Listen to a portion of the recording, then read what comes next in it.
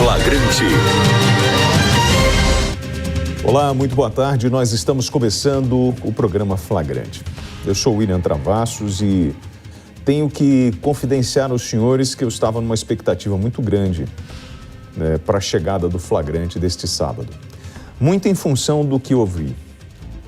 Eu acompanhei, como muitos dos senhores, uma grande mobilização em função da perda de um atleta. Eu vi mais de 50 academias, professores, alunos, muitos com os seus kimonos, prestando as últimas homenagens a um rapaz, a um grande campeão. E me veio a reflexão sobre a banalização da violência e o estado de tensão que nós estamos vivendo e a estupidez humana capaz de tirar a vida de uma pessoa em frações de segundo, como se aquela vida não tivesse a menor importância. Nós não podemos nos acostumar com a banalização da violência.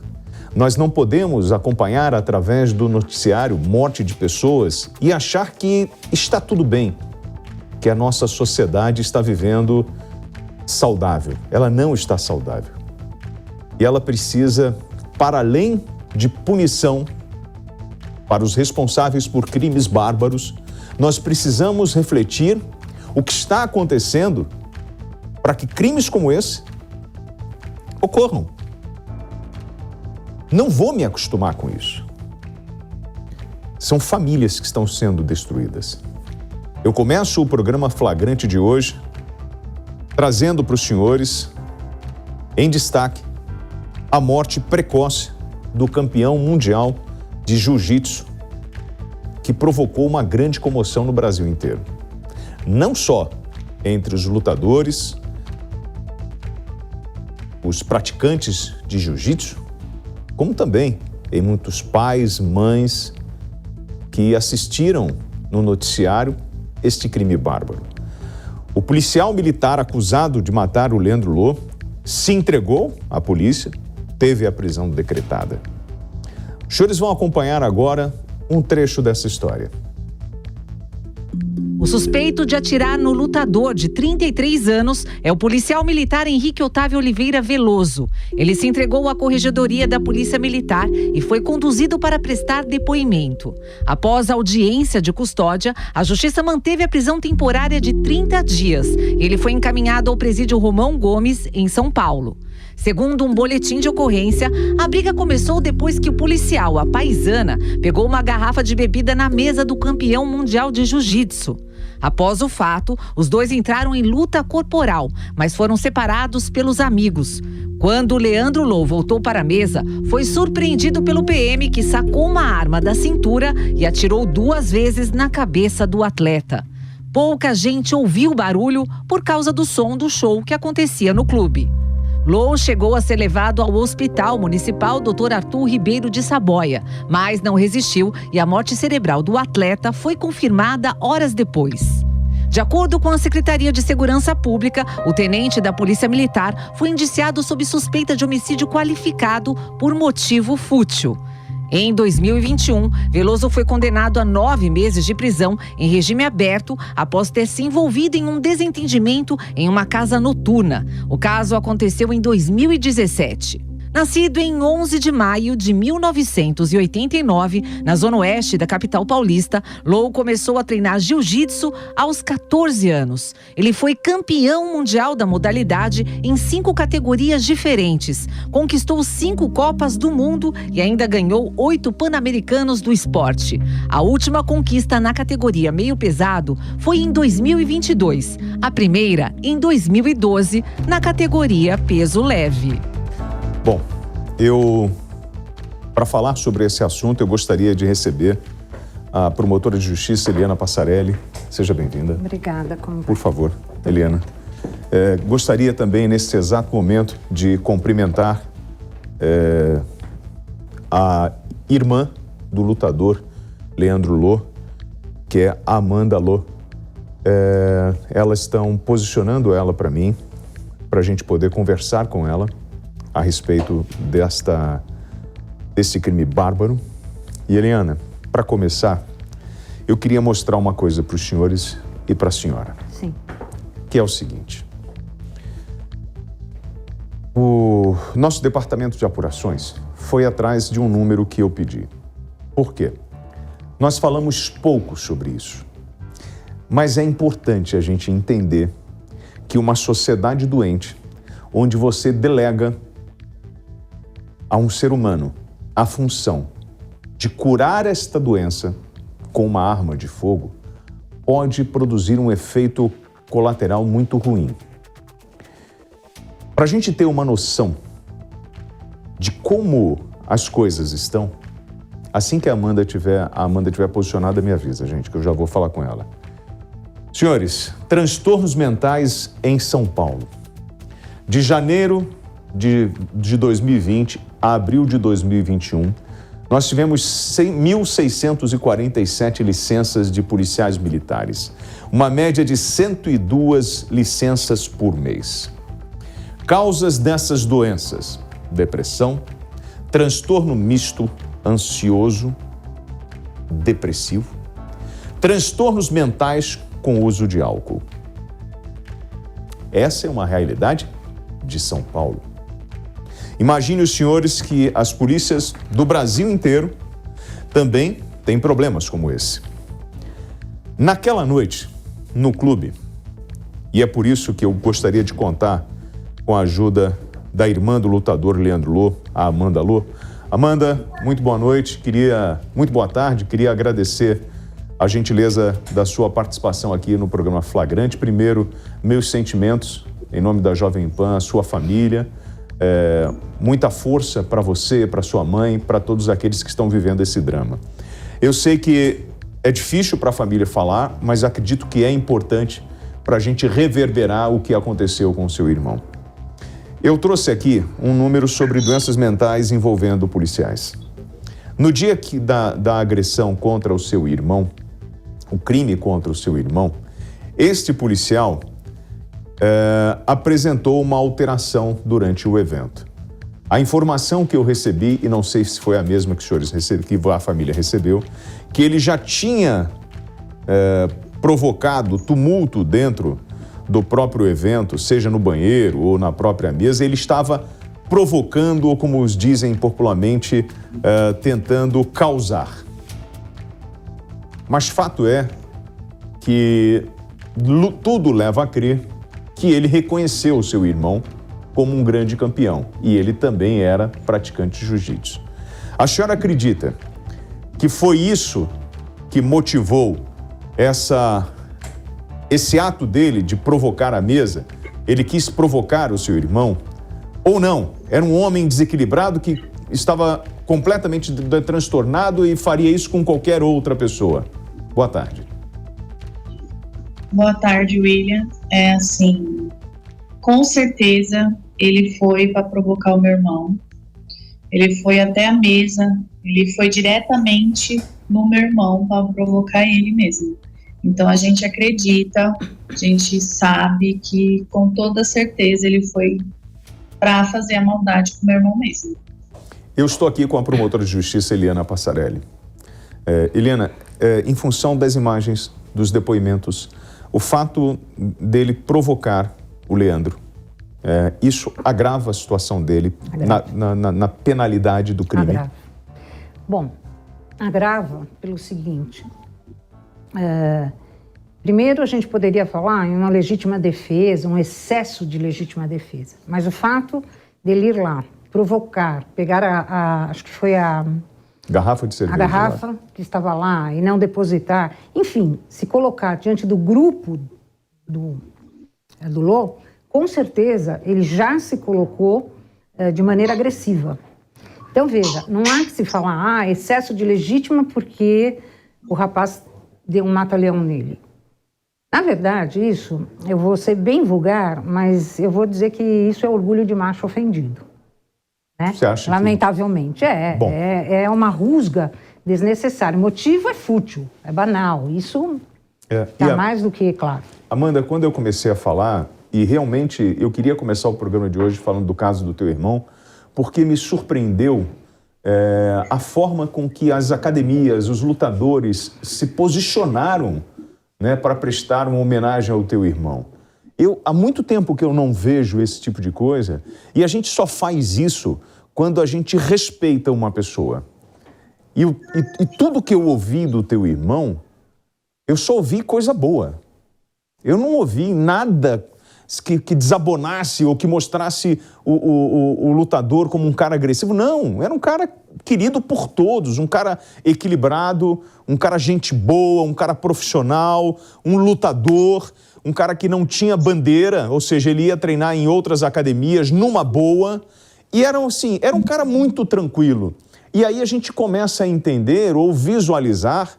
Eu não quero aqui construir nenhuma narrativa, não é o meu objetivo, por favor, senhores.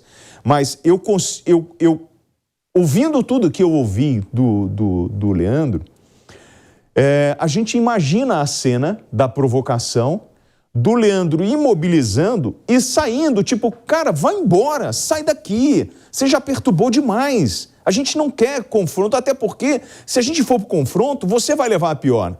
Ele só não esperava que esse agressor estivesse armado. Mas eu estou criando alguma fantasia nesse meu discurso, Amanda? Então, assim, William, não teve luta corporal, né? Ele provocou o meu irmão. Eu acho que ele quis testar o meu irmão para ver se meu irmão batia nele, para ver se meu irmão agredia ele, e ele tivesse uma defesa, né? Tipo, atirei porque foi legítima defesa. Mas não, o meu irmão, ele só deu uma imobilizou, né? Só para ele parar, porque também ninguém tem sangue de barata, né? De deixar a pessoa ficar provocando o tempo inteiro. Meu irmão só imobilizou, mandou parar. O cara, né? O policial, ele fingiu que estava tudo bem, falou, não, parou. Deu 3 passos para trás, pegou a arma e atirou na cabeça. Assim, o cara era preparado, ele foi treinado, né, para atirar, para defender a população. Mas, assim, ele foi treinado para pegar bandido, né, não para atirar na cabeça de um lutador, né, de um atleta que honrava o Brasil, né. Ele levava o Brasil, ele ganhava os campeonatos sendo brasileiro, né? Então, eu acho, assim, um absurdo o que aconteceu. E aí não dá para entender. Essa postura... E ainda, o final de tudo isso, sim, ele ainda deu 2 chutes, né? Na cara dele, depois de morto, caído no chão, levou 2 chutes. Quando eu trouxe aqui os dados das doenças psicológicas que acabam acometendo esses profissionais da área de segurança, é uma provocação, Helena, que eu faço para você, né? A gente tem, assim, um profissional que eu pego e falo assim, vai cuidar, eu abria falando sobre isso, vai cuidar de uma sociedade doente, né, que tem tráfico de drogas, sim, roubo, latrocínio, enfim. Pega essa pessoa e coloca ela no mundo, e entrega uma arma e fala assim, vai salvar a sociedade doente. Eu não posso imaginar que isso não vai ter uma sequela, que algumas pessoas não vão segurar a pressão, né? E aí, porque foi o que ela falou, a gente espera de um profissional maturidade, responsabilidade, né, em função do posto que ele ocupa. Porém, e aí eu venho para um ingrediente que pode fazer a diferença nesse cenário.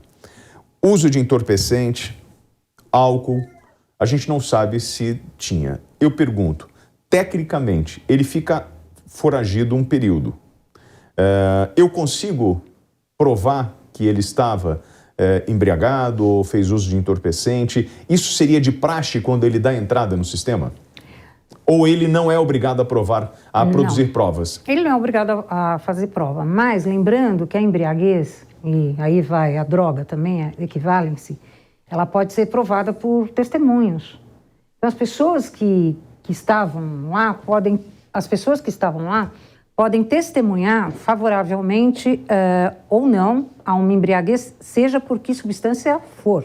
Então pode ser cocaína, pode ser maconha, quer dizer, não vai provar a substância, mas vai provar o estado de embriaguez. O estado de embriaguez é por qualquer coisa, desde álcool até as piores drogas.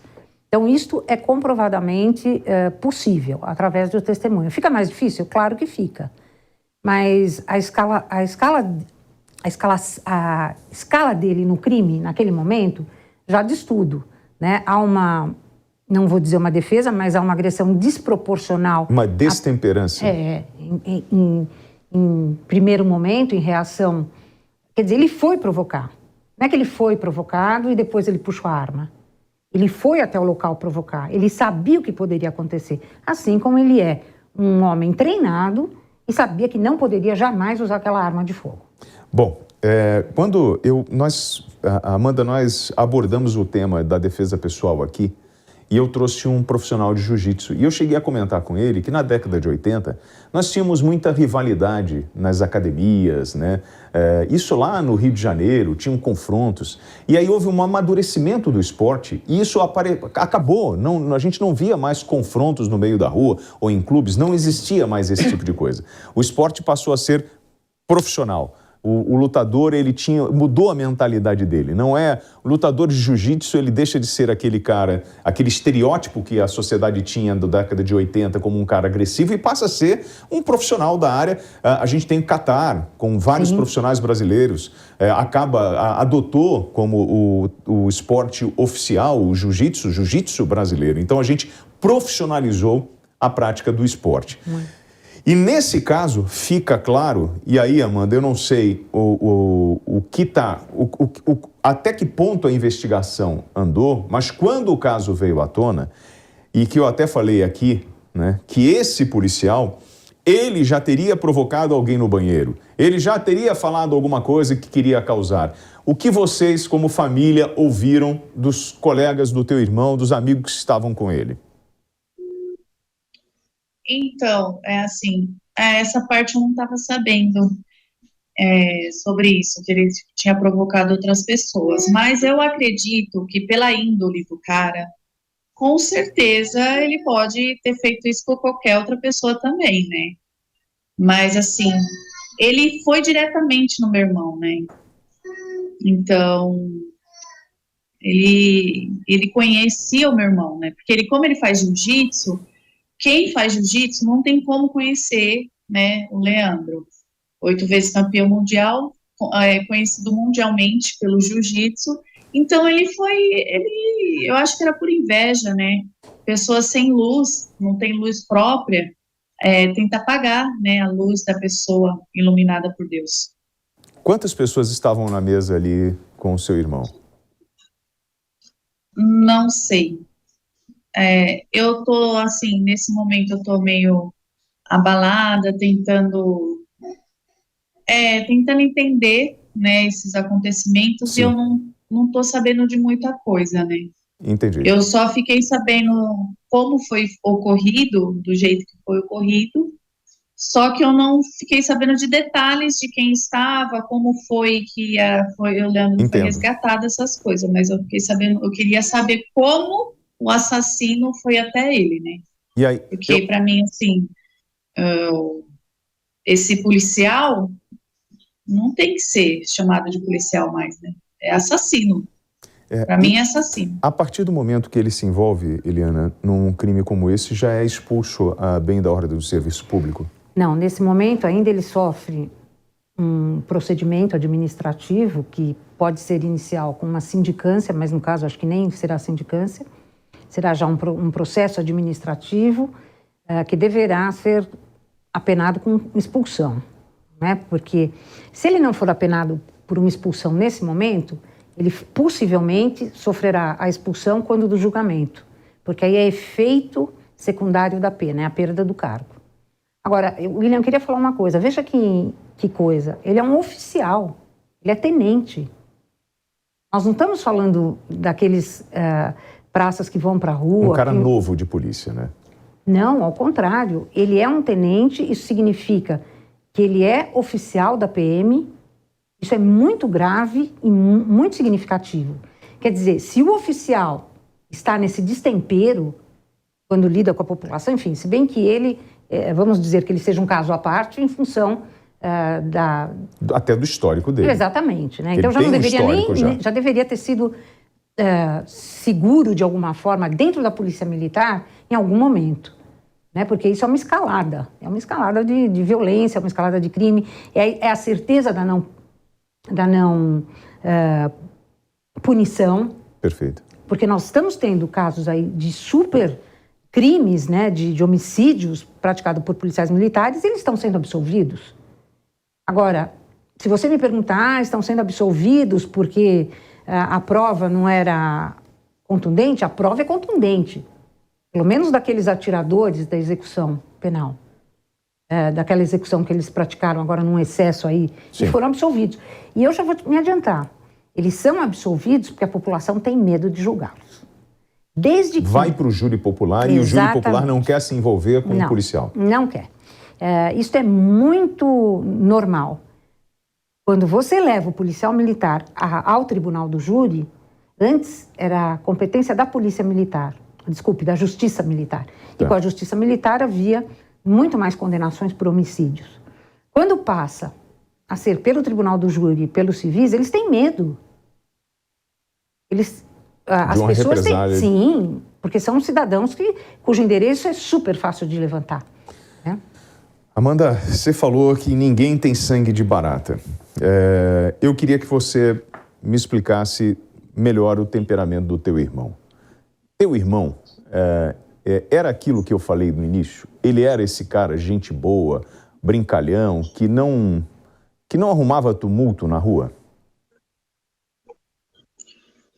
Olha, eu vou te falar, o meu irmão, ele era uma pessoa incrível, uma pessoa iluminada. Dava para perceber o quanto ele era amado como foi o velório dele, né? Ele era incrível, ele esbanjava amor, né? Ele assim, ajudava o próximo, ele ajudava muito. Muitas pessoas chegaram em mim, na minha mãe. Só um minuto, gente. Não, ok. Ela está atendendo uma ligação e ela tem Você tem uma criança pequena. Gente, Helena, é assim. A gente precisa entender que por trás dessas tragédias nós temos famílias, né? E essas famílias sofrem. A gente está deixando de discutir problemas sérios que são estruturais dentro das organizações e que acabam refletindo no dia a dia. A gente não precisa analisar melhor o que a gente está fazendo na área de segurança pública? Sem dúvida. O sistema está sobrecarregado em ambas as polícias, né? Há falta de policial civil, há falta de policiais militares. Os policiais militares, normalmente que estão na rua, são extremamente sobrecarregados e são acuados, exatamente por essa militarização das próprias polícias. A polícia militar, na verdade, ela advém muito do nosso tempo de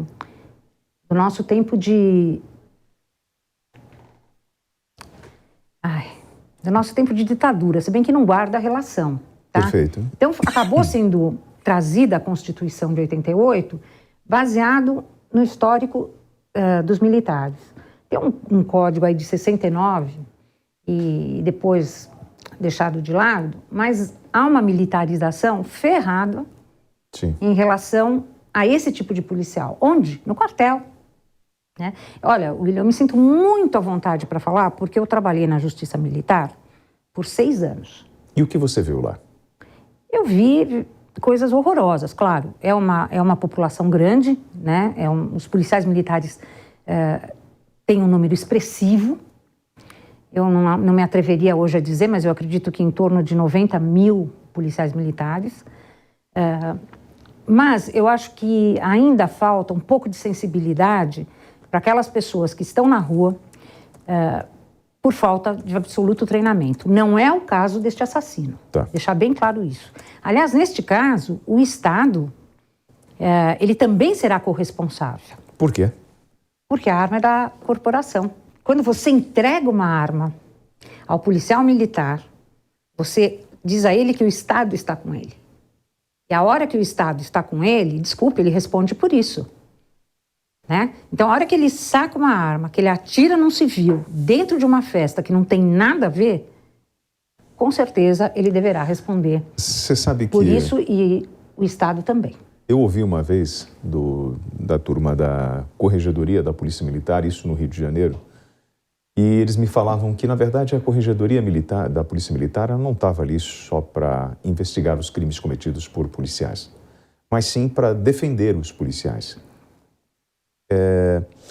Ninguém aqui quer fazer nenhum tipo de pré-julgamento, mas fato é que esse homem estava armado, se aproximou da mesa, houve ali uma discussão entre eles dois, ele estava, segundo a versão de todos, ali provocando o lutador, foi ali provocar esse senhor. Logo depois que ele é imobilizado, ele dá 3 ou 4 passos para trás, como se tudo estivesse bem. Ele saca uma arma e efetua o disparo. É claro que o disparo contra a cabeça provavelmente é instintivo, né? Ele quis neutralizar o alvo. Essa de que não existe tiro de advertência. Na legislação existe isso? Não, né? Existe, mas o tiro de advertência ele é dado à distância e para cima. E corre o risco de matar alguém? Corre. Mesmo assim, corre. Efetua um disparo de arma de fogo. E quando você atira contra um alvo, você quer neutralizar aquele alvo. Em tese, neutralizar. Mas veja, cabeça é órgão vital. Você quer matar. Quer matar. Você poderia atirar numa perna, você poderia atirar num braço, mas cabeça... E alegar que você não queria matar e você queria parar o agressor. Conter. Se fosse um caso de uma legítima defesa, que ele poderia alegar e falar, olha, eu queria parar o lutador, ele estava vindo para cima de mim, na versão dele, tá? Ele poderia falar, eu atirei na perna, no peito, na barriga. Ele atiraria num órgão não vital, braço ou perna. Abdômen, cabeça, acabou. As imagens são muito fortes do resgate do Leandro. E assim, o que eu vejo, Amanda, você tá com uma camisa do jiu-jitsu aí debaixo, né? Do teu, sobretudo aí, do teu casaco, né? Isso. A família jiu-jitsu é muito unida, tanto que na prisão do policial, no momento que ele chega na delegacia, que eu acho que ele está até acompanhado pelo Dr. Nico, os colegas, os lutadores, academias, estavam na porta da delegacia. É uma família muito unida. Sim, muito. Fato. Muito. Né? Tem uma amizade grande ali. E aí eu pergunto para você, Amanda, o que é justiça no caso do teu irmão? O que a gente pode esperar como justiça em função da estupidez desse crime? Então, William, eu tive que ver aqui meu filho, porque ele tá bem abalado, sabe? Todos nós estamos muito abalados, porque o meu irmão, ele era muito família. Ele, assim, a vida dele era almoçar no domingo com todos reunidos, ele queria toda a família reunida. E, assim, para continuar o que eu estava falando, ele era uma pessoa incrível, sabe? Um coração do bem. Ele não tinha coragem de fazer maldade a ninguém. Ele nunca faria mal uma pessoa assim como esse policial fez, né? Esse assassino fez. E assim, como eu falei anteriormente, né? Tá muito difícil tudo, tá muito. Minha mãe tá muito abalada, a gente tá tentando entender o porquê, né, que aconteceu isso com o meu irmão. Eu considero ele, eu sempre falei que ele era o amor da minha vida, né? Então, assim, a justiça, eu quero justiça, eu quero que ele perca o direito, né, de exercer uma profissão que todos respeitam, né, que todos falam, sente acolhida, né, pela polícia, e ele não merece, né, ter esse dom, esse trabalho tão lindo. Um assassino como esse não merece. A polícia tem que ir atrás, né, de quem faz as coisas erradas, né, de bandido e tal. Não de ir para uma balada, encontrar uma pessoa que está lá curtindo, provocar essa pessoa o tempo inteiro, né, e ainda atirar na cabeça, porque a cabeça é fatal, né? Não tem como voltar atrás. Amanda, eu tô muito revoltada. eu queria te poupar de todo esse sofrimento, sabe? A gente fez esse convite para a família, eu sei que a tua mãe está, nossa, lutando contra essa loucura toda. Eu imagino que para ela também está muito difícil, né? Para a família como um todo, ainda mais como você falou, ainda mais com uma pessoa que tem esse tipo de comportamento, que vai almoçar na casa da mãe, que está com o sobrinho, que tá, né, que convive, que vive família, né? Eu imagino a dor que vocês estão sofrendo. Se eu pudesse agora, nesse exato momento, te transmitir o mais puro sentimento de amor que possa contribuir para a sua família, para curar essa ferida, essa dor, que eu sei que vai ser difícil. Receba o meu abraço sonoro como um cara que há anos acompanha esse tipo de coisa e que se questiona, né? Por que a gente tem uma sociedade tão doente? Por que um estúpido desse pegou uma arma e tirou a vida de um cara? Por que a gente não consegue resolver as coisas no diálogo? Por que a gente chega aos extremos, né? Porque as pessoas que estão vivenciando isso sofrem, elas têm nome, sobrenome, elas têm história. A vida desse teu irmão, ela está aí na tua casa, na casa da tua mãe, na casa dele, né? Tem o troféu, tem as lembranças. Então, assim, é de uma estupidez o que a gente vive nessa porcaria de sociedade, cara. Sabe? A gente está se desrespeitando e se matando aqui em função do quê? De mostrar que um é mais homem do que o outro, cara? Que você é capaz de enfrentar um cara que é campeão só porque você quer desafiar, quer ser mais alguém? É excesso de testosterona, pô? Pra quê? E outra coisa que eu digo pra vocês, não é só a família do Luke que tá sofrendo. A família do policial também. Você acha que alguém quer o seu parente envolvido, o seu filho sendo apontado como um assassino? Ninguém quer. Você não tem um filho pra ser bandido, pra ser ladrão, pra ser assassino, pô. E aonde nós estamos indo, cara? Me diz você que acompanha a PAN, qual é o caminho da nossa sociedade? Porque se eu tenho gente hoje afastada por problemas psicológicos dentro da Polícia Militar, seja de São Paulo, do Rio, de Brasília, de onde for, a gente tem que entender o que está acontecendo. A gente tem que saber separar essas pessoas. Tem gente que sabe e é capaz de segurar uma onda dessa e trabalhar sem interferir na vida pessoal. Tem outros que não. Estão desequilibrados e não podem estar portando uma arma, seja ela do Estado ou pessoal. E a gente tem que tentar identificar isso antes. E se já tem um histórico de agressão, a gente tem que cessar isso logo. Acendeu a lanterninha, afasta, vai tratar. Não é a luta de um policial com um lutador, não. Não é. É muito mais profundo do que isso. Manda, que Deus abençoe a tua família. Obrigado pela gentileza. Dá um beijão na tua mãe.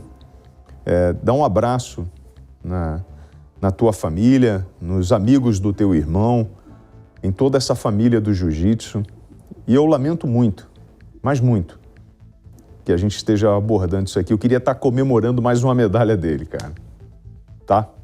Que Deus proteja vocês aí. Obrigada, viu, William? Obrigada mesmo. Assim, eu tô aqui, né? Eu apareci aqui, mas, tipo, pra não deixar, sabe? Não deixar esquecer. Pra gente querer a justiça, porque é muito doloroso, William. O meu irmão, ele tá agora em um lugar melhor, mas ele lutou muito para chegar onde ele estava. Ele lutou muito, ele batalhou muito, muito, muito. É um guerreiro. O meu irmão, ele era um guerreiro. Tipo, ele acordava todos os dias, desde novinho, e falava pra minha mãe: mãe, eu vou te dar muito orgulho, mãe, eu vou ser campeão, mãe, eu vou ser campeão. E ele tava lutando ainda, ele estava batalhando pela vida, pelo sonho dele. E esse sonho, acabaram com o sonho do meu irmão. Por que acabaram, né? Por que que esse policial, né, não falo mais nem policial, esse assassino faz uma coisa dessa com um atleta? Eu não consigo entender, sabe? Eu não consigo entender. Amanda, Ainda ele sendo lutador, né? Ele fazia jiu-jitsu. Né? É inveja, pra mim não passa de inveja. então, você sabe que faz muito tempo, eu sou de uma família grande. E eu tinha um primo que trabalhava, na época os bingos funcionavam. Não tem nada a ver com o assunto do teu irmão, mas só para você ter uma ideia, né, de que a gente está presente, isso pode acontecer com qualquer um de nós. A gente não está impune, né? A gente não passa partido sobre isso. Esse menino trabalhava num bingo, era um primo meu. Na época o bingo podia, né, e ele recebeu o saláriozinho dele e foi para a praia com a namorada. Anoiteceu, ele estava com a namorada, chegaram 2 caras. Amarraram esse rapaz, degolaram esse menino e estupraram a namorada dele. E ela ficou grávida. Esse menino era um primo meu. Ele era uma dama. Era bonzinho pra caramba, sabe, o Ney. Filho do meu falecido tio Queco.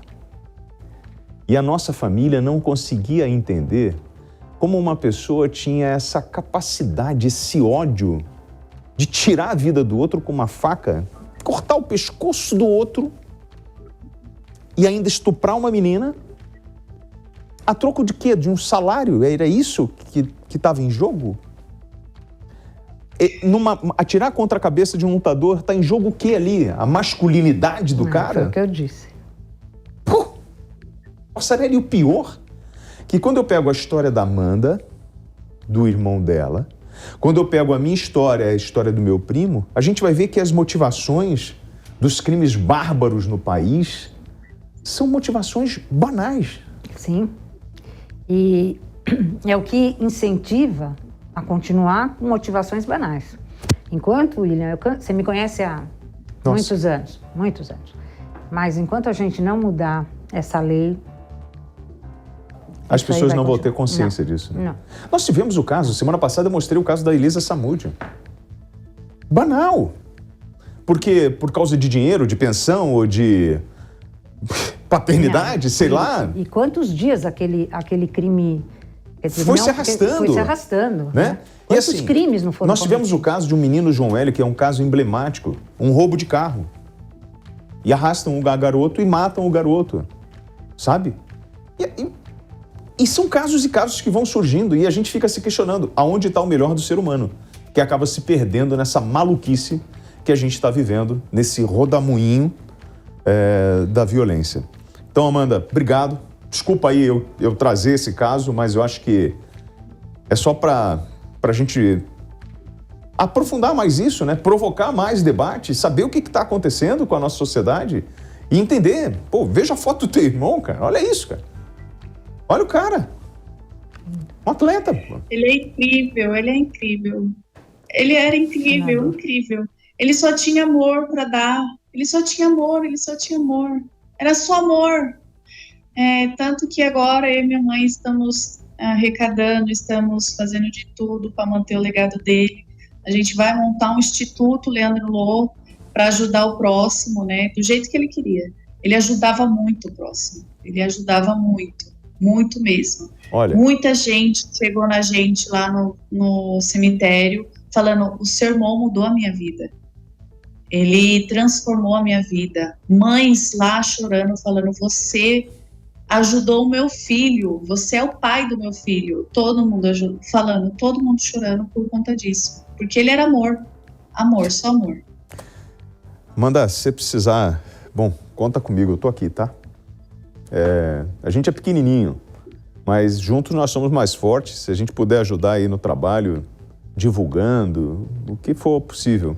A gente vai conhecendo pessoas, vai fazendo amizades e fortalecendo esse sentimento que eu tenho pela Passarelli, ela tem por mim. A gente vai se conhecendo, a gente vai fortalecendo, criando uma sociedade mais amiga, né? Mais justa. Melhor, né? Melhor.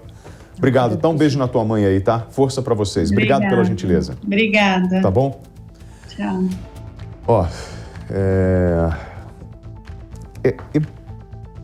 Desculpa, eu sou assim, mano. Eu sou assim. E se eu tiver que... Eu não tô fazendo lobby com vocês, cara. Eu costumo dizer que eu não preciso procurar problema. Não. Minha vida profissional inteira, vem cá, Rosinha, foi assim. Eu trabalhei para encontrar um caminho melhor pra gente. Eu me enxergo como um construtor social, essa é a minha pegada. Eu já disse aqui que eu não tenho partido político. O meu, se é que ele existe, é do feijão, arroz e trabalho. Não faço acordo com vagabundo, não gosto de parada errada, o que é seu, o que é meu. Eu fui criado assim, mano. Eu venho de uma família grande, sim. De um subúrbio do Rio de Janeiro com muitos problemas. Hoje sou um privilegiado e consigo estar aqui, com os senhores batendo papo, conversando e apresentando as mazelas. Mas não é só apresentar os problemas, é fazer você pensar sobre eles e tentar encontrar uma solução. O meu pai, sabe, Lina, meu pai me deu um exemplo uma vez. Uma vez não, várias vezes, mas ele falou uma coisa que ficou muito marcada na minha vida. Meu pai, ele chegava do trabalho por volta de 5:30 da tarde, pegava a vassoura e varria a frente da nossa casa. A gente morava numa casa de rua. Depois ele descia e varria em frente a uma vila. Ele descia, continuava descendo e limpava a outra casa do outro lado. E eu brigava com ele. Eu, adolescente, ficava com vergonha e falava, pai, você é louco, cara. Você tá varrendo a casa da... Vai varrer a rua, cara. Você tá trabalhando agora na companhia de lixo? E aí ele falou assim, você imagina se cada um tivesse a iniciativa de varrer o seu quintal? Que tipo de cidade a gente teria? A minha mãe sempre adorou ajudar o povo. Sabe? Adorava um problema e botava o meu pai no rolo. E eu ia ajudar. Eu não sei até quanto tempo, até quando eu vou ter forças para estar com esse papo com vocês. Mas é um papo reto, sem história, sem mimimi.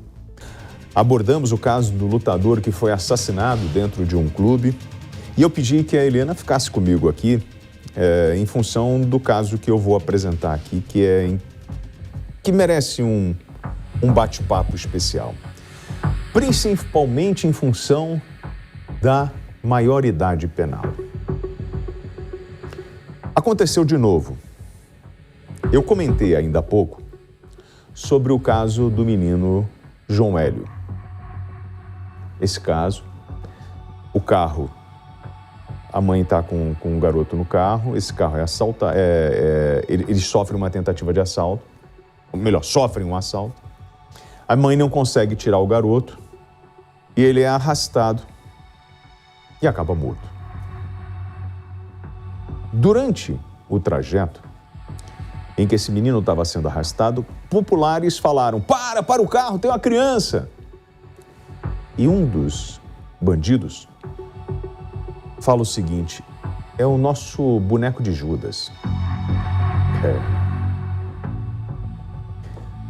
Era uma quadrilha de roubo de carros.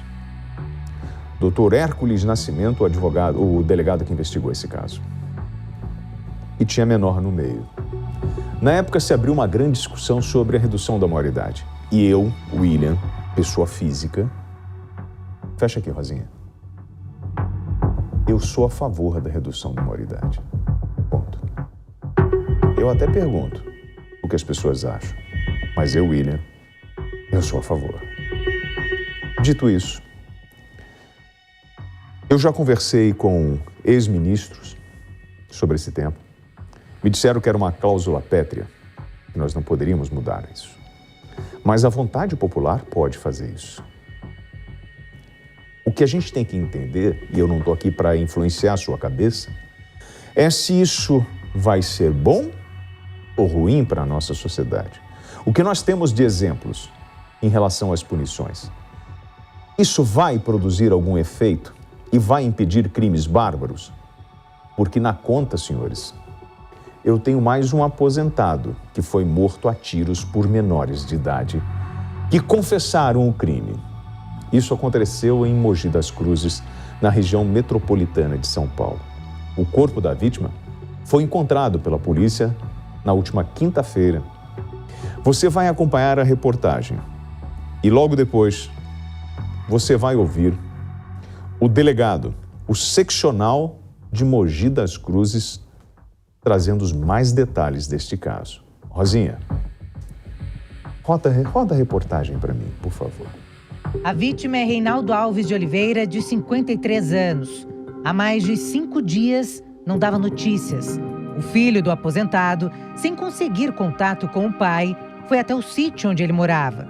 Chegando lá, não encontrou Reinaldo e percebeu que o veículo do pai tinha sido roubado. A família então foi até a delegacia e registrou um boletim de ocorrência. Os policiais iniciaram as investigações e identificaram o carro do aposentado, que passou pelos radares da cidade, juntamente com este outro veículo, com placas adulteradas. A polícia levantou as informações do carro suspeito e chegou a um dos envolvidos no crime, que entregou mais 3 comparsas. Dos 4 criminosos, 2 são menores de idade. Todos confessaram o crime e contaram à polícia que a vítima tinha uma dívida referente à venda de gados. Declararam ainda que invadiram o imóvel e que a vítima teria reconhecido um dos bandidos. Então, resolveram matar Reinaldo com mais de 10 tiros. Na sequência, os assassinos confessos colocaram o corpo no carro da vítima e desovaram no Rio Paraíba, no município de Jacareí. Paulo Henrique Bonzon Verdurais, delegado seccional de Mogi das Cruzes. Doutor, o senhor me ouve bem? William Travassos falando. Agora eu estou sem o áudio. Está sem o áudio? Então a equipe técnica vai restabelecer. Opa, está me ouvindo agora, doutor? Perfeito? Agora sim. Ô, doutor, que bom. Doutor, olha como é que são as coisas. Eu vou fazer uma pergunta técnica para o senhor e o senhor vai me dizer se é verdade ou é mentira. É verdade que, tecnicamente, o senhor encontrou, ou o seu delegado encontrou dificuldade para pedir a prisão dos menores, porque, como eles não estavam no local do crime, a justiça chegou a ter dúvidas de conceder ou não essa prisão? Bom, em primeiro lugar, boa noite, William. Boa noite. E eu queria dar uma boa noite especial à doutora Eliana Passarelli, grande amiga, promotora de justiça exemplar, com quem eu já tive oportunidade de trabalhar. É verdade, sim, nós tivemos uma dificuldade, mas isso acontece no dia a dia. A justiça e a polícia são integrantes do sistema de justiça criminal, todos trabalham com grandes dificuldades no enfrentamento da criminalidade, e eles têm que trabalhar em sincronia para que essas grandes dificuldades do dia a dia sejam superadas. E, num primeiro momento, por falta de comunicação entre o delegado e o Ministério Público, essa prisão não foi decretada de plano, por falta de comunicação, mas esse problema foi logo superado. E sim, a medida cabível, que a aplicação da medida foi corrigida e esse problema foi logo superado. Doutor Paul, vamos lá, sobre esse crime. Idade dos envolvidos, o senhor tem aí? São 2 adolescentes. Não, a idade dos adolescentes, não, eu tô sem os autos aqui, me perdoe. Não, sem problemas. Bom, dos envolvidos, todos menores? Não, são 2 imputáveis e 2 adolescentes. Tá. Tentaram transferir a responsabilidade para os menores? Não tentaram transferir a responsabilidade dos menores. A investigação foi bem rápida e eu vou querer frisar aqui o seguinte: o sistema de justiça hoje do Estado e do município, o Estado investiu na segurança com uma investigação tecnológica que funciona a contento, tanto é que nós fomos acionados, a família fez o boletim de ocorrência eletrônico no sábado, no dia 6, fez pela internet, na Delegacia Eletrônica, o boletim de ocorrência do desaparecimento do seu Reinaldo. A polícia, então, começou a investigar no dia 6. Foi com a família na chácara. Notou que o seu Reinaldo possivelmente tivesse sido sequestrado. Começamos a trabalhar com a hipótese da vítima viva ainda. Aí entra o município na cena da segurança também. Olha a importância do município na segurança pública. O município local de Guararema lá tem um centro de segurança integrada extremamente eficiente, com câmeras em funcionamento, com câmera extremamente eficiente, que nos tornou possível captar essas imagens dos veículos saindo da chácara. Essa captação da imagem e a presença do município na segurança fazendo o seu papel permitiu com que a polícia tivesse a imagem rapidamente do automóvel dos criminosos saindo junto com os automóveis das vítimas e a gente pudesse procurar aí a juíza de Guararema, ainda no domingo, formular o pedido de busca e apreensão na residência do suspeito maior de idade, e aí, na residência, essa diligência de busca e apreensão foi cumprida já na segunda-feira de manhã, no primeiro horário, na residência do maior de idade, do imputável, nós encontramos o celular da vítima com uma foto dela amarrada, ou seja, ele já acabou confessando a prática do crime e entregando todos os envolvidos. O crime foi solucionado em menos de 24 horas de investigação. Pô, posso te falar uma coisa? Não estou aqui para ficar rasgando elogios, não. Você está há quanto tempo aí em Mogi das Cruzes? Nós chegamos aqui a convite do diretor do DEMAC, o Dr. Stone, no dia 8 de janeiro. 8 de janeiro. O senhor conhece um delegado que estava no DENARC chamado Dr. Genésio? É muito amigo meu, começamos a trabalhar juntos na polícia. Por que eu estou falando isso? Eu chamo o Genésio de Léo, todo mundo chama ele de Léo. O Léo chegou para mim e falou assim, rapaz, tem um profissional em Mogi das Cruzes que está fazendo um trabalho de inteligência e está dando boas canas. É um cara que está fazendo um trabalho diferenciado na Polícia de São Paulo. Não estou falando isso, eu não lhe conheço pessoalmente, ou pelo menos não me recordo disso. E o Léo me passou e falou assim, entre em contato com ele, porque esse senhor tem um jeito de trabalho diferenciado, principalmente no que diz respeito à investigação. E o senhor é reconhecido justamente por essa capacidade sua de agregar pessoas e fazer esse trabalho de inteligência e de investigação. E eu acho que isso precisa ser dito. Não sei se já falaram isso publicamente, mas aqui fica o meu reconhecimento pelo trabalho que o senhor está fazendo aí e o reconhecimento por todo o trabalho que o senhor tem feito na Polícia Civil do Estado de São Paulo. Dito isso, eu passo para uma nova fase, que a pergunta técnica que eu gostaria de fazer para a promotora Eliana Passarelli sobre redução da maioridade. A senhora é contra, a favor? Acredita que isso pode inibir a prática de crimes? Bom, primeiro eu quero deixar um beijo para o povo, fazia tempo que eu não via, e acompanhei essa saga para a prisão desses indivíduos. Eu sou totalmente a favor da redução da maioridade penal. Eu acho que 16 anos seria um limite ideal, e vou te provocar perguntando se você sabe quais são os únicos 2 países que mantêm 18 anos de idade. Brasil? No mundo. Brasil e? Portugal. Jura? Juro.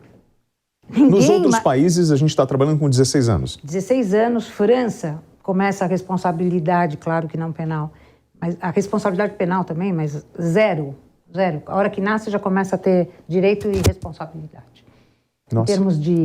Em termos de herança, bom, enfim, já é considerado um bebê já é considerado sujeito de direitos e de obrigações. E assim sucessivamente, nós somos o atraso do mundo.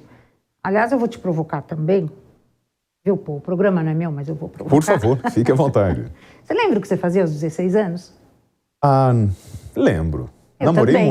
Namorei muito, tomei muito porre escondido da minha mãe. Então, se você lembra, eu também lembro. Peguei o carro escondido do meu pai. Você sabia o que era certo e o que era errado? Sabia. Eu também. Mas fiz essas vezes. Doutor, eu fiz. Estou confessando. Eu acho que já prescreveu o que eu fiz.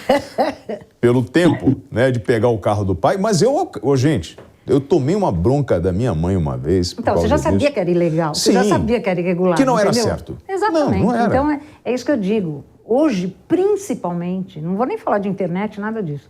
Mas eu lembro perfeitamente o que era ilegal, o que era legal, o que é bom, o que é ruim, aos 16 anos de idade. Então, não tem porquê a gente ficar empurrando com a barriga isso, que no nosso país é um problema. E, por exemplo, quando eu peguei o carro do meu pai, eu dei uma volta no quarteirão. Eu lembro da sandália da minha mãe, que hoje não é politicamente correto isso, é crime, não pode, né? Mas a minha preocupação não era olhar para a sandália da minha mãe, era olhar para o pé da minha mãe e ver que a sandália não estava no pé. Porque mesmo aos 16, 17 anos, porque assim, eu já dirigia na garagem e peguei o carro para dar uma volta, para aparecer. Poderia ter atropelado alguém, meu pai seria responsabilizado, poderia ter feito uma besteira. Mas é claro que eu tinha consciência que eu não podia fazer, eu tinha informação. E doutor Paul, essa garotada que acaba se envolvendo com esses crimes, eles sabem o que estão fazendo? Ou são manipulados? Doutor Paul, o senhor está me ouvindo? Agora voltou a ter problema então, Paul, no som. Voltou, então? A gente está conseguindo me ouvir agora?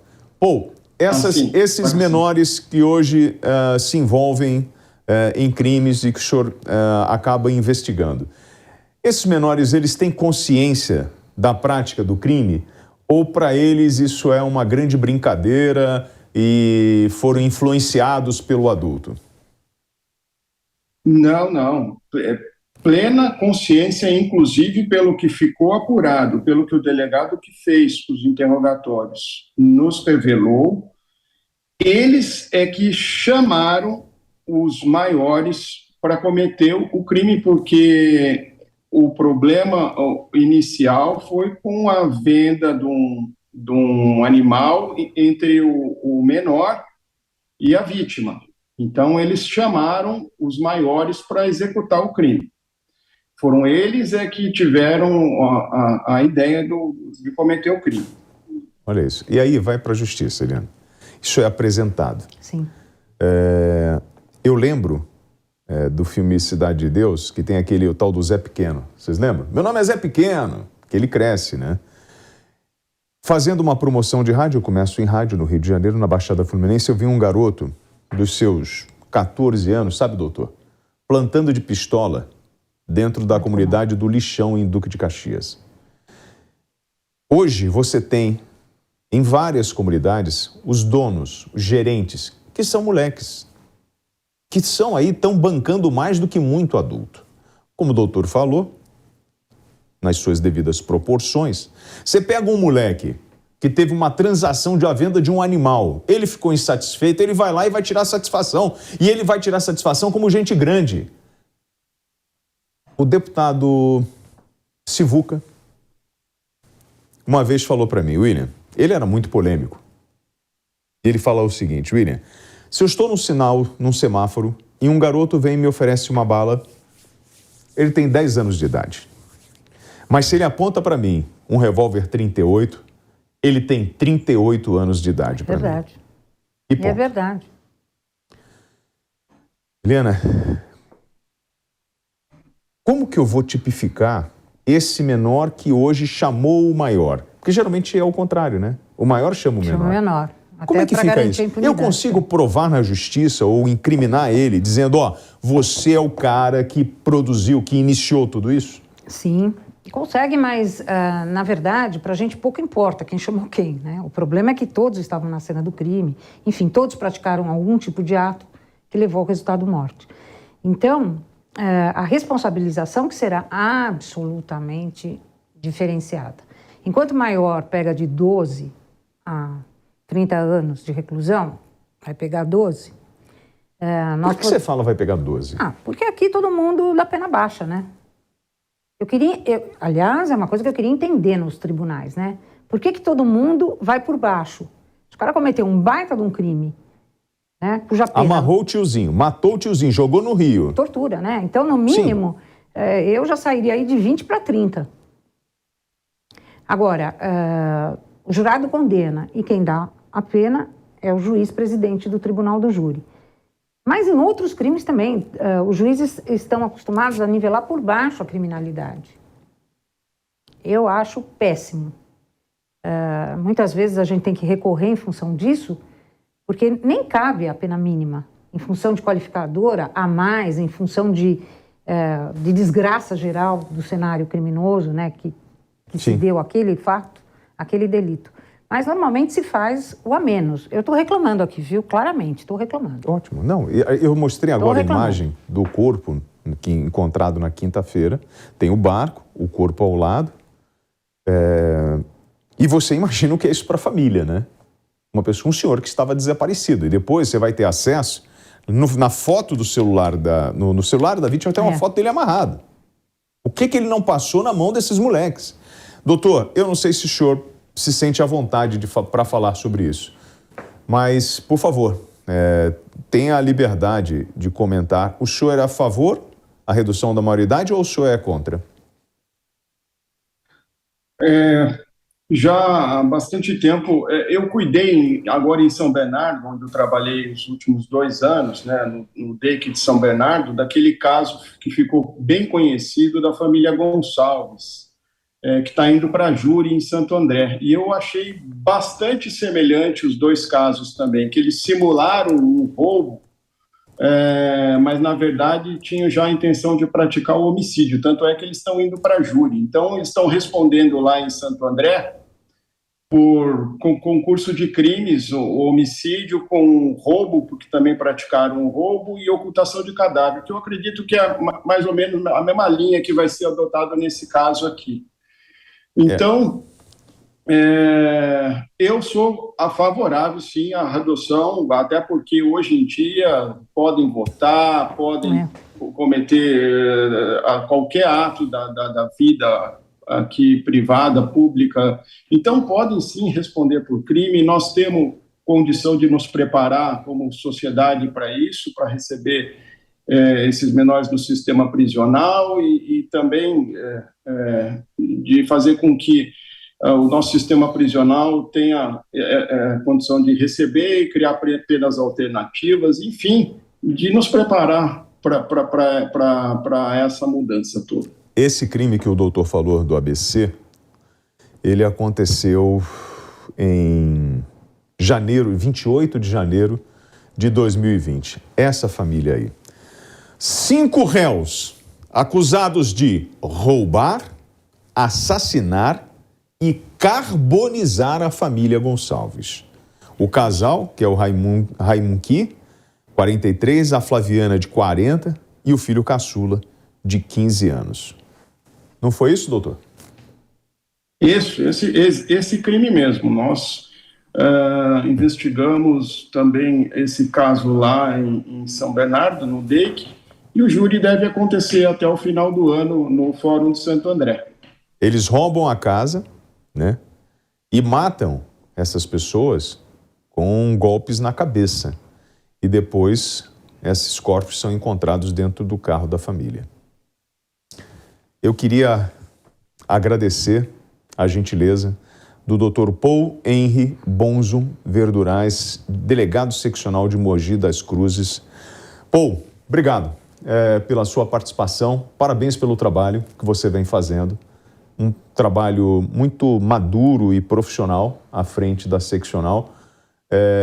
E, assim, quando a gente começa a ouvir, né, o nome de um profissional, é porque a gente sabe que ele está produzindo um resultado muito positivo, né? E eu tenho ouvido muito a respeito do seu trabalho, então quero te parabenizar por isso, tá bom? E qualquer dia eu vou passar aí para a gente tomar um café para eu te conhecer pessoalmente, tá legal?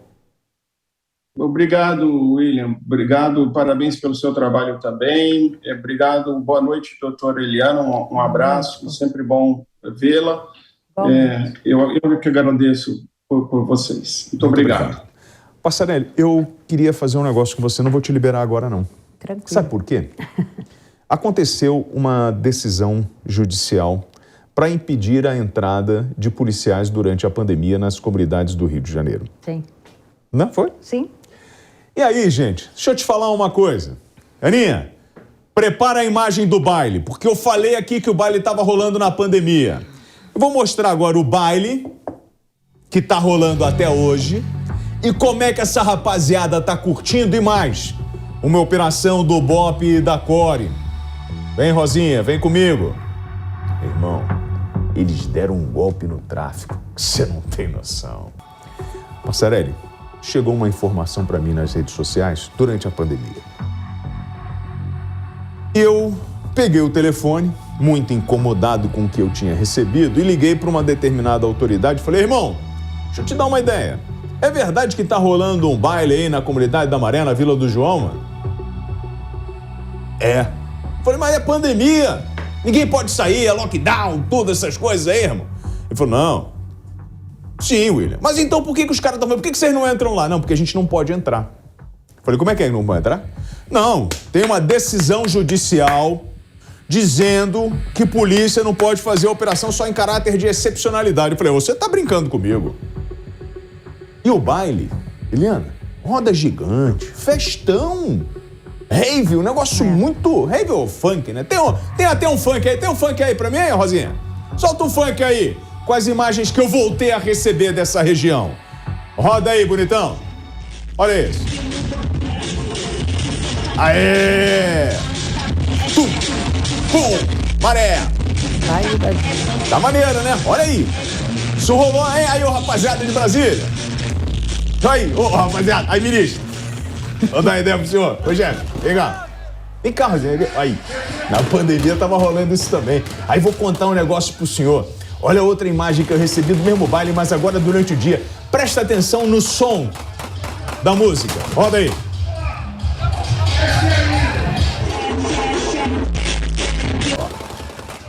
Aumenta.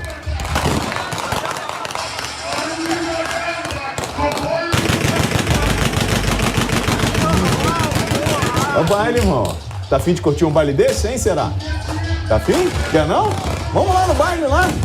Lá na Vila do João, mano, na Maré, mano. Vamos lá. Aí, tum, tum, pá, tum. É na pressão, né, chefe? Ô, rapaziada de Brasília, deixa eu dar uma ideia pra vocês. Esse caráter de excepcionalidade que vocês colocaram serviu pra barrar o Estado. Mas o vagabundo continuou lá. E agora, o Estado tá entrando. E eu tive uma operação na quinta do BOP e da Core. Dá uma olhadinha no resultado da operação aí. Mais de 1 tonelada de entorpecente. Pode rodar as imagens aí que eu acabei de receber. Olha aí, ó. Ó o recolhimento. Isso é material roubado que foi apreendido. Esse trabalho, essa operação que foi desencadeada pelo BOP e pela Core, dentro do Complexo da Maré, mais de 1 tonelada de entorpecente, grande quantidade de mercadoria roubadas e apreendidas. Um dos maiores receptadores do Rio e chefe do tráfico de 3 rios estão entre os presos. Então, assim, você está vendo o trabalho da turma da Coordenadoria de Recursos Especiais da Polícia Civil do Rio, a Core, do Batalhão de Operações Especiais da Polícia Militar, o BOP. A turma foi para dentro da Nova Holanda, Parque União, no Complexo da Maré, e bateu de frente com a vagabundagem. Olha o que saiu de lá. O objetivo era prender os criminosos que assassinaram o policial militar, o Sandro Santos de Silva, num ataque covarde, enquanto o soldado realizava um patrulhamento na avenida, um policiamento ali na Avenida Brasil. Isso foi em janeiro, tá? Às vezes demora um pouquinho, mas a pancada vem na hora certa. E o foco da operação, nesses integrantes aí de uma das principais quadrilhas de roubo de carro da região metropolitana do Rio de Janeiro. Quero dizer o seguinte para os senhores. Esse caráter de excepcionalidade que os senhores implantaram no Rio de Janeiro, segundo os especialistas que acompanham isso, só fortaleceu o crime. Os vagabundos, até mesmo vagabundo de outro estado, começou a se intocar dentro das favelas do Rio porque sabia que a polícia não podia entrar.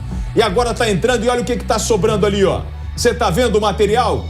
Você tá vendo o prejuízo no crime? Tá entendendo qual é o tamanho da batida? E não tem acordo com o vagabundo. Não tem historinha nem mimimi. Não tem acerto, irmão. Não rola dinheiro. O que rola é trabalho. E quando tem trabalho, você tem isso aí. Tem resultado. Detalhe, durante essa entrada lá, tinha uns caras que atiraram contra os policiais, aí teve um confronto. 2 suspeitos foram atingidos, mas foram levados lá para o Hospital Federal de Bom Sucesso. Um deles, infelizmente, não resistiu, foi pro Saco Preto. Com um deles, encontrou lá, foram apreendidos pistola, carregador, municiadas, né? Cinto de guarnição. Tá tudo aqui, ó. Recebi todo o material. E aí eu vou falar com a promotora.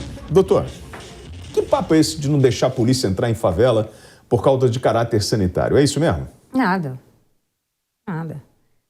Não tem nada a ver uma coisa com outra. A polícia não trabalha normalmente, não trabalha nesse período não trabalhou em esquema de plantão, enfim. De acordo com as necessidades, deveria entrar.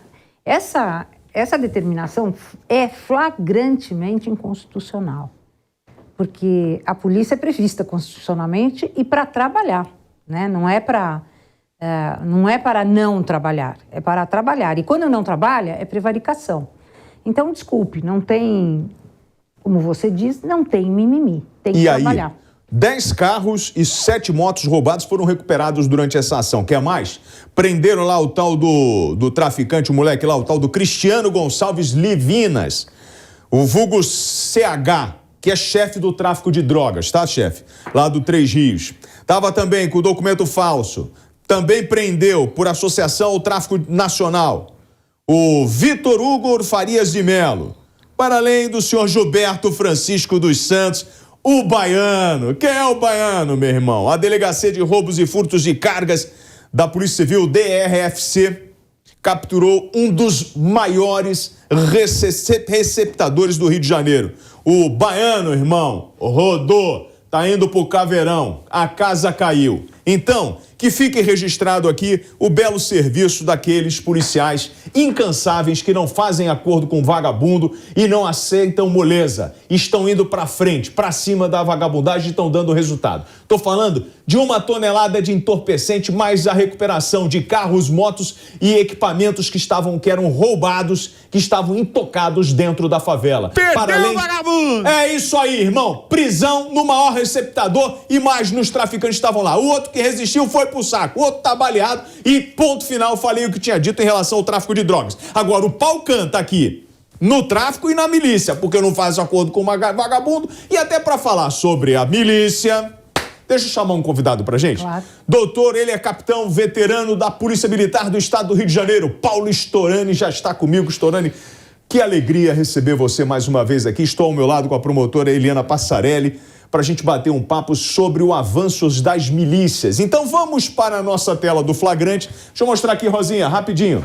Só para vocês terem uma ideia da batida. Isso aqui é um levantamento bobo que nós fizemos. Coisa do Tramela, que ele adora esses painéis. Maiores milícias do Rio de Janeiro, Liga da Justiça, milícia do Rio de Janeiro, do Rio das Pedras e a de Campinho. Lembrando que a Liga da Justiça, que tinha lá a sua origem com Natalino, Jerominho, essa turma toda. Jerominho, mostramos semana passada, foi baleado e morto em frente ao centro social dele lá. E aqui estaria a divisão desses poderes entre os grupos de milicianos. Andando um pouquinho mais, as maiores milícias, como a Liga da Justiça, elas cobram taxas de moradores, comerciantes, motoristas de vans. Segundo a promotoria, dinheiro de extorsão foi repassado a empresas de extração, comércio de saibro, no esquema de 10 milhões de reais. Seguindo ainda, entre as maiores milícias, Rio das Pedras, milícia cobra taxas que variam então de 30 a 3 mil reais do comércio e moradores. Valores obtidos nas comunidades eram encaminhados às empresas financeiras e de comércio de bebidas. Seguindo, nós temos a milícia de Campinho. Milícia de Campinho, quadrilha acusada de matar em 2017 motorista de frete que se recusou a pagar taxa de segurança de R$30, realizar extorsões de comerciantes na região da Praça Seca e de envolvimento com exploração ilegal de comércio de gás e comercialização de sinais clandestinos, internet e televisão a cabo. Essa é a brincadeira dessa turma. Storani, a milícia, ela tem uma mudança na sua estrutura. Quando ela surge e é encarada como polícia comunitária e aplaudida por parte das autoridades no Rio de Janeiro, porque seria um braço armado do Estado que garantia a expulsão ou a não presença de tráfico de drogas dentro da favela.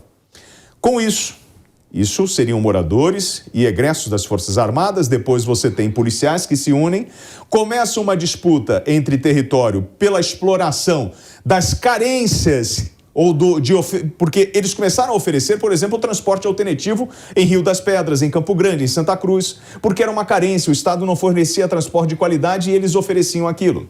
Começam a se matar e a disputar.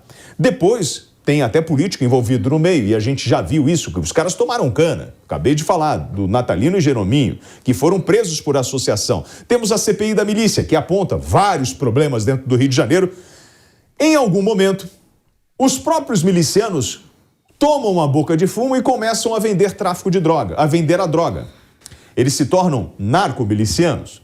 Com o passar do tempo, o trabalho das corregedorias, com o trabalho da justiça, esses milicianos envolvidos na área de segurança começam a se afastar ou foram presos, porque só no ano passado, ano retrasado, foram mais de 1.000 que rodaram. Eles se afastam. E o que acontece? Quem assume o poder? O cara que é parente do outro que está preso, o cara que era ex-traficante ou ex-vapor, que era do Comando Vermelho, mas agora é da milícia. Então, o Rio de Janeiro, meu amigão, tá um inferno no que diz respeito na disputa de território. Esse da Praça Seca, a disputa entre tráfico e milícia, é um inferno. Bom, aí você vai falar assim, pô, esse William tá maluco. Então, Storani, por favor, desconstrua a minha fala. Bom, William, antes de mais nada, saudação a todos, saudação à querida promotora que se encontra presente, a nossa audiência. Você fez uma retrospectiva histórica da evolução das milícias aqui no Rio de Janeiro. O primeiro modelo que a gente conhece, o modelo Rio das Pedras, trabalhadores das obras da Barra da Tijuca que se mobilizavam para impedir a implantação do crime, qualquer atividade criminosa, inclusive crime contra as pessoas, dentro do Rio das Pedras.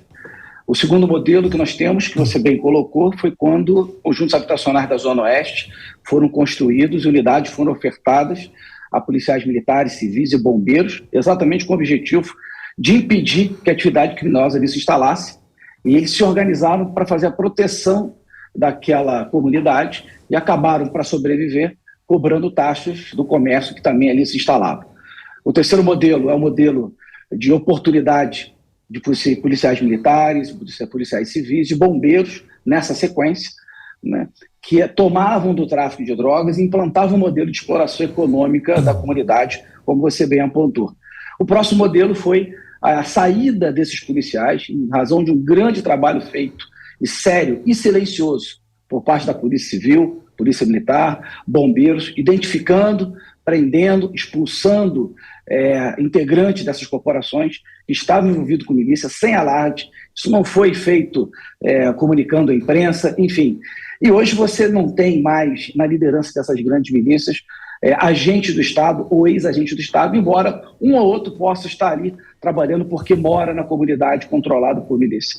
E o modelo mais atual que nós estamos vendo é esses moradores que assumiram o comando dessas milícias também migrando para o tráfico de entorpecentes, isso é uma questão de tempo, mas também o que é pior, traficantes usando o modelo de exploração econômica das milícias nas comunidades dominadas pelo tráfico das facções que nós já conhecemos. Então, é um problema grave e a minha avaliação é que o trabalho tem sido incansável por parte das instituições policiais, por parte do Ministério Público, por parte da Polícia Civil, trabalhando, investigando, identificando, prendendo, enfrentando esses criminosos. Muitos perderam a vida nesse enfrentamento, mas o que a gente acaba vendo o que falta é uma legislação consistente que seja capaz de prender, sim, e manter preso esses criminosos, dissuadindo outros a ingressarem nessa atividade criminosa, que é muito ruim para o Estado do Rio de Janeiro, controla territórios. Hoje controla 19% das comunidades do Rio de Janeiro, um total de 4.413, é controlada por milícia. Os outros 81% são controlados por traficantes, mas que a atividade ela vai começar a se mesclar. Isso vai ser um problema muito sério, porque a disputa do território tende a acirrar e nós vamos passar a ver modelos anteriores mais graves do que vemos agora, do que vemos lá na Praça Seca, como você bem apontou, e caracterizou os anos 90 no Rio de Janeiro. Então, se não for tomado atitudes duras nesse momento, se nós não pensarmos em endurecimento da execução penal, a nossa tendência é ver um agravamento do cenário no Rio de Janeiro. Bom, para quem não conhece o Storani, eu vou passar a palavra para você, mas eu acho que é importante a gente pontuar aqui. Me corrija se eu errar em alguma coisa aqui, tá, Storani? Mas antropólogo, beleza? Vai me dando sinal aí. Antropólogo, ex-secretário municipal de Segurança Pública da Prefeitura de São Gonçalo, região metropolitana do Rio de Janeiro, que é um desafio. Foi subcomandante do BOPE no Rio de Janeiro e consultor dos filmes Tropa de Elite 1 e Tropa Elite 2, sendo inclusive, e aí eu não sei se foi a Ana que está inventando ou não, mas você serviu de inspiração para o personagem Capitão Nascimento ou você contribuiu com o perfil psicológico, para a montagem do perfil psicológico do personagem? Na verdade, todos os personagens dos policiais do Batalhão de Operações Especiais foram inspirados em pessoas reais. Capitão Nascimento, na verdade, ali tem história de 3 oficiais do Batalhão de Operações Especiais. Eu sou um deles, mas tem também Rodrigo Pimentel, que escreveu o roteiro junto com o Zé Padilha, que foi o grande responsável por contar toda essa história. Eu contribuí na preparação dos atores, no processo seletivo, e na preparação das cenas de operações que ocorreram. Enfim, então o Capitão Nascimento tem aí alguns outros oficiais que inspiraram para a condição daquele personagem. E eu pessoalmente treinei o Wagner Moura durante a sua preparação inicial, principalmente pelo primeiro filme, que foi muito importante e que desempenhou um trabalho fenomenal. Bom, nesse trabalho, Eliana, por que eu puxei o currículo do Storani para a gente falar? Primeiro, é a fala, né, de quem vivenciou esse enfrentamento e o surgimento desses grupos paramilitares dominando as comunidades. Sim. No Tropa de Elite, no 1, a gente tem a história lá, né, dos aspirantes que entram na comunidade e acabam ingressando no Tropa de Elite. Mas no 2, a gente tem um tema que é muito específico que vai esbarrar no sistema. Na milícia do Rio de Janeiro, que é quando o próprio tema do filme, né? O título do filme é Tropa de Elite 2, o inimigo agora é outro. Sim. E a gente descobre, e uma fala do Capitão Nascimento no filme, que ele fala que a favela, ela dá dinheiro. Sim. E aí, o problema está aí, na falta, porque a gente está tratando isso com segurança pública, mas na verdade é um problema de infraestrutura como um todo, principalmente da cidade do Rio de Janeiro. Adoro o Rio, tive a oportunidade de ficar lá há bastante tempo. O Rio de Janeiro, ele tem características próprias, né? Características físicas próprias. Sim. Então, muito do policiamento que é feito em São Paulo, obviamente, o capitão pode me corrigir, não poderá ser feita no Rio de Janeiro, né? Pela sua beleza e pela sua estrutura física. Pela geografia mesmo. Mas a ignorância do povo é a mesma. Porque as pessoas não têm acesso à escola, as pessoas não têm acesso à educação, as pessoas vivem de susto, né, na realidade, assim, do maltrato humano, que é como em São Paulo. Não é diferente das nossas comunidades aqui de São Paulo. Você não tem acesso a nada. Você tem que se submeter às coisas que estão aí, às coisas invariavelmente que te colocam à frente. Então, se é milícia, você vai obedecer milícia. Se é tráfico, você vai obedecer o tráfico, porque você não tem o apoio necessário do Estado. Essa que é a verdade. Agora, como é que a gente corrige tudo isso? De um bom poder público que a gente sabe que, na maioria das vezes, tem interesse em que as coisas permaneçam do jeito que estão. Quando a gente vai para o Rio de Janeiro, é tão particular isso, Storani, porque a gente tem políticos brasileiros que foram presos com o envolvimento com a milícia, porque ela ganhou tanta força e tanta propaganda com a polícia comunitária que acabou promovendo esses personagens das regiões, principalmente da Zona Oeste do Rio de Janeiro. É interessante que a história do Rio de Janeiro é muito marcada por essas figuras ilustres, né, que acabaram usando a segurança pública para se eleger, ou impedindo que a polícia atuasse, ou dizendo que a polícia ia passar a atuar. Um movimento interessante que costumamos dizer aqui no Rio de Janeiro, que é o tirar o pé da porta, né, naquele conceito policial de entrada num domicílio de uma forma truculenta, ou voltar o pé na porta, e nós experimentamos isso. Polícia, quando tem que atuar da forma que acontece aqui no Rio de Janeiro, operações policiais, e a rotina é uma coisa, as operações policiais elas dão uma dimensão diferente ao Rio de Janeiro em razão da violência no enfrentamento. Se os criminosos não tivessem o armamento, a organização, os recursos financeiros, o domínio do território que eles têm, não teria o nível de violência nos enfrentamentos. Não teria o mesmo número de mortes. É muito falado aqui no Rio de Janeiro, quando morre uma grande quantidade de criminosos no enfrentamento, que foi uma chacina. Mas se aqueles criminosos tivessem ou fugido, e muitos fazem isso, algumas facções criminosas, das 3 que dominam, 2 delas evitam o enfrentamento e a outra parte para o enfrentamento. E essa é a que mais morre. E morre porque enfrenta. Porque se fugisse, não teria essa troca de tiro e nem o número de mortes que nós vemos. Se entregasse, a mesma coisa. Se não tivesse aquele armamento, também não teria esse enfrentamento. Então, tirando a polícia da equação, não melhora a segurança pública. Colocando a polícia na equação de ter que atuar, e com o nível hoje de proteção que nós temos dessas comunidades, em razão de medidas adotadas pelo Supremo Tribunal Federal, ao meu ver, equivocadas, ao meu ver, incondicionais. Eu não sou jurista, mas essa é a minha experiência de 38 anos de segurança pública e fico muito apreensivo quando eu vejo o que nós estamos vendo hoje. Há um fortalecimento dessa criminalidade e quando a polícia atua, como você bem demonstrou aí nas entrevistas, sem dúvida nenhuma, o enfrentamento é muito maior. Polícia, quando atua, significa que tudo que deveria evitar aquele problema não evitou e você só tem um último remédio: polícia. É um remédio amargo, é um remédio contundente, é um remédio que tem efeitos colaterais, e aí nós ficamos colhendo isso tudo. Se tirar a polícia da equação, essa metástase domina todo esse tecido social, e aí não temos proteção para ninguém, nós não vamos ter condição de reverter esse quadro, ou a reversão dele terá que ser mais violenta do que a gente tem visto em razão de medidas equivocadas, como essa restrição de operações. Então, mas nós tiramos a polícia desse cenário. Nós impedimos a polícia de entrar nas favelas do Rio de Janeiro. Essa equação foi desequilibrada, ou não foi, Eliana? Sim, totalmente, totalmente. Quando você tira o poder público, no caso, as polícias, do controle da situação, é que nem presídio dominado... Pelo tráfico. Pelo tráfico, ou seja lá... Querendo ou não, hoje no Rio de Janeiro você já tem, no Complexo Jericinó, você tem a área do Comando Vermelho, do 3º Comando, da ADA, da milícia.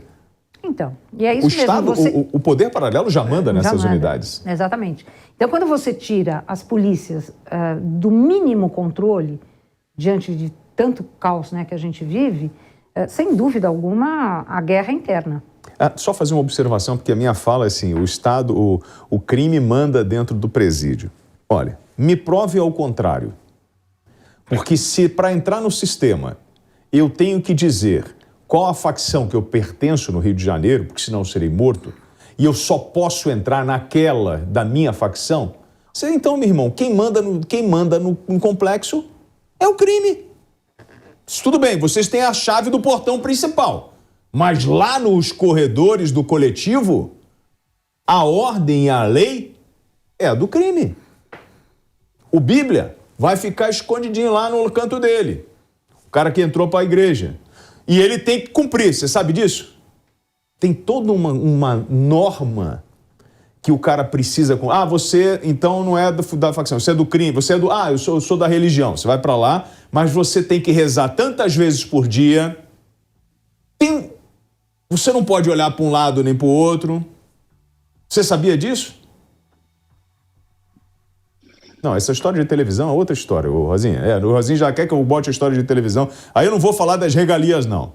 Antes de falar disso, até aproveitar, Storani, você falou de uns personagens do Rio.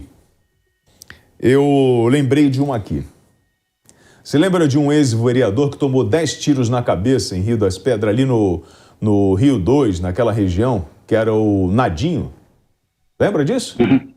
O senhor Josinaldo Francisco da Cruz, o Nadinho de Rio das Pedras. Para a polícia, quando aconteceu esse crime, em 2009, ela não tinha dúvidas de que aquilo ali era em função da milícia, da associação dele com a milícia. Não é isso, Storani? Porque também é uma disputa interna entre grupos de milicianos para dominar um território como aquele, e que, como você bem colocou, já foi demonstrado extremamente rentável quando você explora atividades econômicas, como todas aquelas que já foram aqui faladas. E no final das contas, tanto do tráfico quanto na milícia, o resultado desses personagens é exatamente esse. Você citou alguns aqui, que foram políticos aqui no Rio de Janeiro, de proeminência na Zona Oeste, que acabam perdendo suas vidas também por conta exatamente dessa disputa. Então, é interessante que é uma vida que o final delas ou está preso ou está morto. Sim. Mesmo assim, eles apostam nessa atividade. Quando eles começam na disputa do território, como o Storani falou, Eliane, isso é muito louco, né? Porque eram moradores mesmo, trabalhadores, que resolvem expulsar o tráfico de drogas. Por quê? O traficante ia para a laje, fumar maconha e tomar conta da favela. O trabalhador chegava e tinha mulher e filho dentro de casa. Ia falar com o vagabundo. A mulher falou assim, olha, tem um cara em cima da minha laje. Ele ia falar com o cara escorraçava o morador. Esses moradores se reúnem e acabam com o crime de tráfico de drogas, com os traficantes das comunidades, principalmente César Maia, Rio das Pedras, Gardênia, enfim. Tem uma ali atrás, qual é o nome daquela? Me ajuda, fala aí quem mais aí. Cidade de Deus eles nunca conseguiram tomar, que é do tráfico, né? Então, Gardênia, Rio das Pedras, César Maia, Cesarão... Terreirão, tem um Terreirão lá na Recreio dos Bandeirantes. Terreirão, enfim. Essas regiões tinham... Anil, faltou o Anil. Largo do Anil, né? O que eles descobrem? Que você tem essa carência de transporte. Sim. Que você tem uma carência da TV a cabo. E você precisava oferecer aquilo para o morador. Então eles compram uma vanzinha. Essa van, ela cresce, viram 2, 3, 4, 5, 6, 10 vans, 20 vans, começa a atrapalhar o transporte oficial do Rio de Janeiro, as empresas de ônibus, mas as empresas de ônibus não atendiam com qualidade, não ofereciam um serviço de qualidade para esses moradores, então a milícia cresce e começa a ganhar dinheiro. E aí a vaidade humana entra no jogo e fala assim, fulaninho está ganhando muito dinheiro, eu quero também entrar nisso. E aí começa uma disputa entre eles, para ver quem vai ficar com o negócio. E isso, Helena, vai.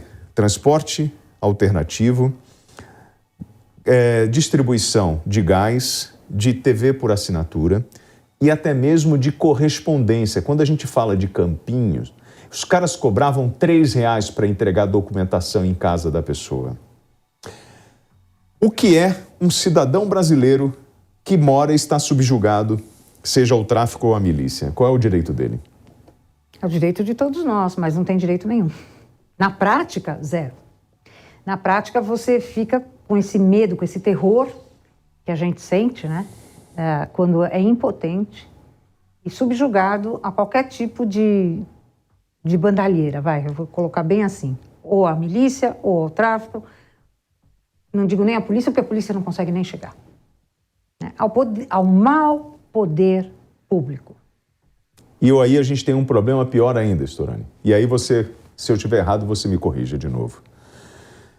Se eu tenho uma área que é dominada pelo Comando Vermelho, a outra pelada, outra pelo Terceiro, outro pela milícia do Campinho, a milícia de Rio das Pedras, ou a milícia da Gardênia, X, eu só consigo entrar naquele território para fazer campanha eleitoral se eu tiver o aceite do crime. Logo, eu crio o voto de cabresto, eu crio o controle de território, eu dito as regras. Então a gente não está numa democracia, né? Não, não estamos. Né? Já foram entrevistas feitas com chefes de grupos criminosos, eles já declararam isso, e no caso até de traficantes. Então, não é a milícia somente que faz isso. O tráfico lá atrás inaugurou, né, essa possibilidade de políticos mais afinados com a atividade criminosa ou que defendiam supostamente moradores, mas na verdade eles falavam dos traficantes, políticos eleitos que nós temos na Câmara Municipal, nós temos na Assembleia Legislativa do Estado, nós temos no Congresso Nacional essas pessoas. E as milícias adotaram o mesmo modelo. Só entra para fazer campanha aqueles que estão autorizados por eles e, logicamente, aqueles afinados com as suas ideias, ou no mínimo de dar algum tipo de proteção ou não perturbar a vida daquela atividade criminosa nessas regiões. E no final das contas nós temos aí aqueles ex-legisladores, no caso da Câmara Municipal que você citou alguns exemplos, que perderam suas vidas porque naquele momento estavam participando do poder público e posteriormente acabaram perdendo suas vidas por conta de disputas de território. Essa é a realidade lamentável do Rio de Janeiro. Então, vamos lá. Eu queria agradecer ao Paulo Storani, capitão veterano da Polícia Militar do Estado do Rio de Janeiro, Eliana Passarelli, a promotora. Obrigada. Queria agradecer a gentileza de vocês dois. Mas eu espero, de verdade, que Brasília consiga assistir um trechinho desse nosso bate-papo para entender a gravidade do problema no Rio de Janeiro. Eu comecei aqui com a imagem de um baile funk, ou melhor, de uma apreensão do baile funk e de uma apreensão de entorpecente. Eu estou falando de 1 tonelada de entorpecente, a prisão do maior receptador de cargas do Rio de Janeiro, para além da prisão de traficantes e a apreensão de carros e motos. Isso eu estou falando de uma comunidade. Não se esqueçam do tamanho do Rio de Janeiro e do tamanho do problema. E então, se a gente vai falar em democracia, em respeito ao cidadão, por favor, não esqueçam do pobre favelado que está subjugado à mão de milicianos e traficantes. E quem está falando aqui, irmão, é um moleque que nasceu no Morro do Andaraí. Tá entendendo? Então, eu posso falar. Eu nasci lá. Eu tenho gente lá. Então, eu tenho poder de fala.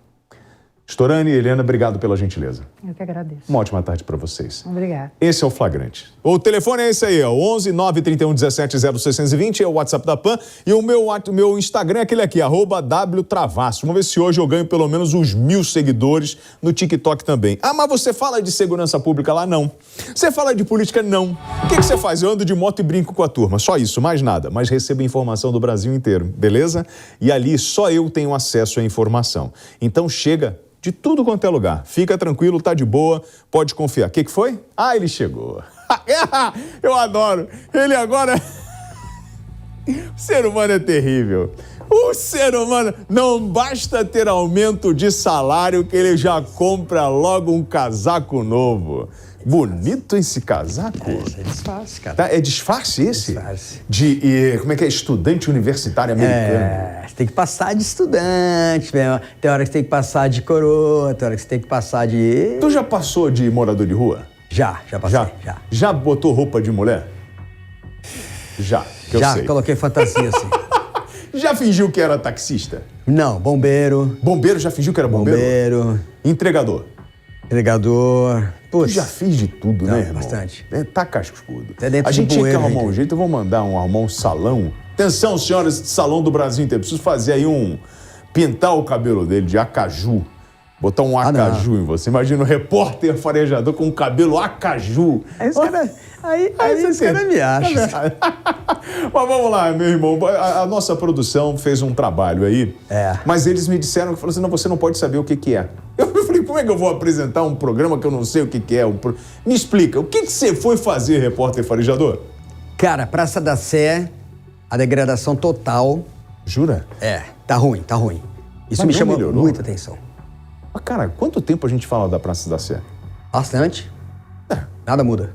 É uma das praças mais simbólicas do estado turístico de São Paulo, Marco Zero. O Marco Zero. Né? A gente tem a catedral ali. Eu sei que tem a presença da turma do crack ali, né? Tem. Ainda tem. Mas agora é muito. É mesmo? Aumentou demais, aumentou roubo, furto, tráfico de drogas, venda, celular roubado, ouro. Atenção então, irmão. Deixa eu te dar uma ideia. Passarinho que não deve nada a ninguém já tá cantando desde cedo. Então bora pra cima deles. Está na hora do repórter farejador. A degradação da Praça da Sé é total. Com a disseminação das cracolândias na cidade, nossa praça, que tem uma circulação de pessoas que, junto ao metrô, dá mais de 3 milhões de pessoas por dia, com vários atrativos para roubos, furtos, tráfico de drogas e os moradores de rua, aí o risco é grande. A presença da Polícia Militar é preservar a integridade das pessoas. Já a GCM faz também o mesmo trabalho, além de impedir aglomerações. Fato esse que é difícil, principalmente quando se tem uma feira onde se vende relógios, celular e artigos de ouro, todos roubados. As feiras de objetos ilícitos acontecem na Praça da Sé e numa praça ao lado. Logo, sou abordado para iniciar uma negociação para caracterizar a ilegalidade. O iPhone foi um pouquinho mais forte, quanto paga quanto? Como aqui gosta aqui? Qual é mais forte? 8, né? É, 11 dá, né? Tem qual aí? Oi? Tem 11, sim? Tem, 32 GB. Cadê? Não tá aqui. Vamos ficar nele. Tá aberto ou tá fechado? Fala. Oi? Tá aberto ou tá fechado? Ah, tá aberto. Vamos ficar nele. Quanto você paga? É 600. 600 contos? É. Volta aí. Fica por aí, chega piscando agora, mas não sou daquele de São Paulo. Sabia que tinha. Me dá 800 nele pra mim usar. A confirmação do aparelho frio, ou melhor, roubado. Ó, dinheiro tem pra comprar buscar lá agora. Ó. Vou dar o pé. Vou dar 800 de um. Depois tá dizendo. Vou dar um papo pra você, mano. Eu não sei de onde veio. Eu sei, eu quero assim mesmo. Não quero saber, não. Eu quero frio mesmo. Eu vou dar 800 nele e 300 no outro. No 6. Eu vou dar um cola lá no hotel e volta aí. Pega lá, mano, buscar, eu vou com você, meu. Final de contas você vai pegar. É tranquilo, é de boa, é palavra. Vai lá buscar então, eu espero. No dia seguinte, a feira segue na Praça da Sé. O negócio agora é com ouro e relógios. Ouro? É, a frisa aqui é. Quanto vale isso aí? Caminho não dá não. Quanto vale isso aí? Muita prata, olha. Com muita prata, peguei no boliviano. Semana passada, peguei no senhor aqui, quanto vale? Muita prata. 30 conto? A loja vale quanto?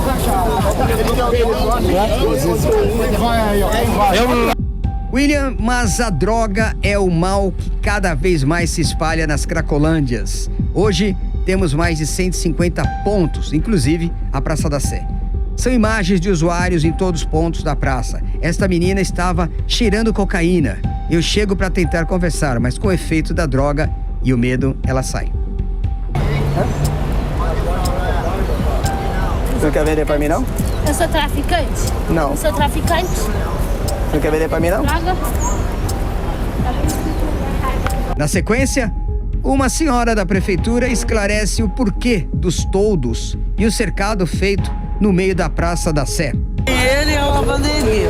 Ah, tá. A outra ali serve a sopa à noite, um leite quente e cobertor pra ele. Pois é, WT, tráfico, furtos, degradação e venda de objetos roubados. Esta é a atual situação do Marco Zero de São Paulo, ponto turístico e local da Catedral. Repórter farejador para o programa Flagrante. Mãe? Ô mãe, tudo bem? Tá acompanhando o Flagrante, né? Boa. Mãe, deixa eu falar uma coisa pra senhora.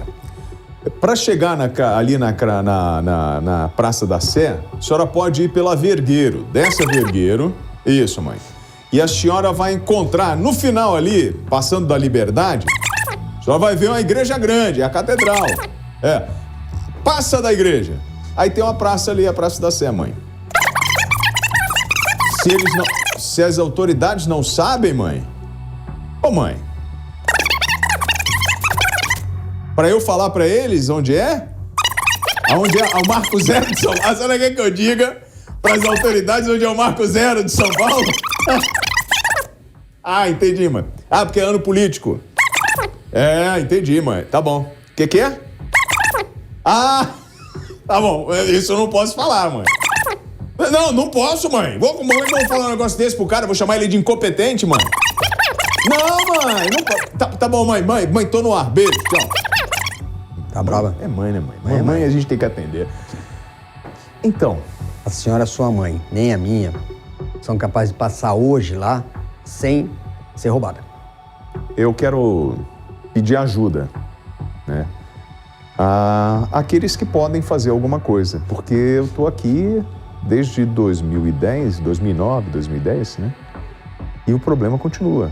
A venda de documento, comércio de produto roubado. O ouro, a gente tem um problema nos grandes centros. Você não recebe um papezinho, compra o ouro. Direto. Você pega aquilo ali, derreteu a tua aliança, a tua corrente, virou um lingote. E aí? Você acha mesmo que você vai descobrir de onde veio?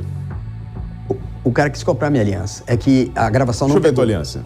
A gravação não pegou, tá? Dá aqui tua aliança. Tem o nome da tua mulher aí? Tem. Tem? Não quer sair. Não quer sair, mano? Tá saindo. Porra, deixa eu dar uma olhada na tua aliança. Porque, né? Se o cara vai roubar ele, não, é um problema. Ele queria comprar. Queria comprar a tua aliança? Ele falou, e essa aliança aí? Falei, deixa eu ver aqui. Não. Mas é ouro mesmo? Ouro. Isso na mão dos caras, bicho, derrete assim. Cláudia. Nome da tua esposa? Não, melhor não falar, né? Desculpa, cara. Foi mal. Pegou a aliança errada, né, mano? Aí não, né?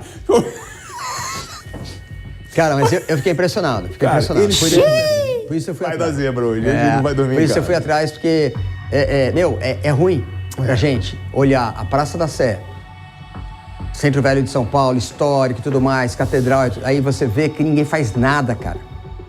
E aí a gente faz, que é mostrar e cobrar como você cobra.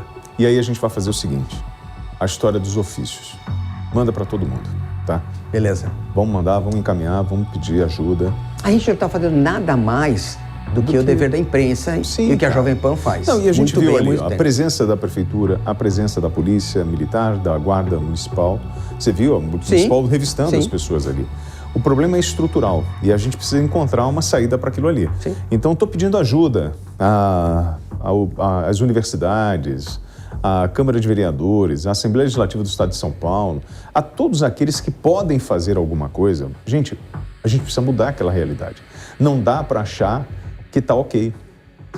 E sabe o que tem acontecido? Quando está frio, existe uma distribuição de agasalhos, de cobertores. Quando esquenta, o cara vai largando o cobertor, ele vai largando as coisas pelas ruas de São Paulo. Essas pessoas precisam ser acolhidas e tratadas. E aí a gente tem que entender como a gente vai fazer isso. A Operação Sufoco está surtindo um efeito, né? Mas a gente precisa avançar um pouco, dar um passo adiante.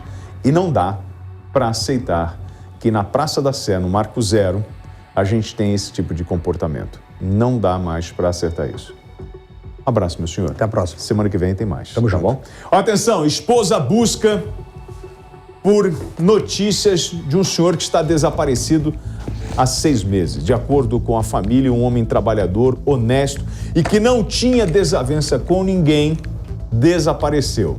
A reportagem é do Felipe Abreu. Por que essa pessoa desapareceu? Você sabe que muita gente desaparece porque quer. Seria o caso desse senhor ou não? Acompanhe na reportagem. Esse foi o local onde Sidney Júnior de Souza, de 39 anos, pode ter sido visto pela última vez. A rodoviária da cidade de Campinas, no interior de São Paulo. Uma viagem até hoje sem volta. O jardineiro está desaparecido desde o último dia 26 de fevereiro, quando enviou um e-mail para a mulher, com quem é casado há 5 anos. A casa onde vivem fica em Ferraz de Vasconcelos, na Grande São Paulo. Segundo a esposa, Aline, Sidney é autônomo e durante a semana costumava se dedicar exclusivamente à vida profissional. Voltava para casa só aos finais de semana. Antes do desaparecimento, o jardineiro prestava serviços para uma escola em Campinas. Mesmo a alguns quilômetros de distância, Sidney nunca deixava de se comunicar com a família. Um marido carinhoso, um filho dedicado. O último contato mostra bem a vontade que ele tinha de dar melhores condições para a esposa. O celular havia quebrado e foi através de um e-mail que Sidney escreveu sobre o seu paradeiro para a mulher. Vou em Mairink ver se meu carro ficou pronto. E completa dizendo que arrumando o veículo, a vida dos dois ficará melhor. Segundo Aline, Sidney iria até a cidade do interior de São Paulo para ver o estado de um veículo que havia recebido como parte do pagamento de um trabalho que havia feito no local. Esse foi o último contato do jardineiro com a família, que está angustiada e espera por uma resposta sobre o que de fato teria acontecido com Sidney. A esposa do Sidney, a Aline Laís, a gente tentou contato com ela, mas tivemos um problema de comunicação. Mas eu queria contar com a ajuda dos senhores, se o senhor tem alguma informação que possa chegar ao paradeiro desse senhor, por favor, ligue agora para o Disque Denúncia aqui em São Paulo ou para o 190 da Polícia Militar. A gente tem o cartaz dele. Eles são casados há 5 anos. Pode rodar o cartaz aí, ó. E no dia 27 agora de agosto, ele completa 40 anos, né? O Sidney está desaparecido há 6 meses, desde o dia 26 de fevereiro.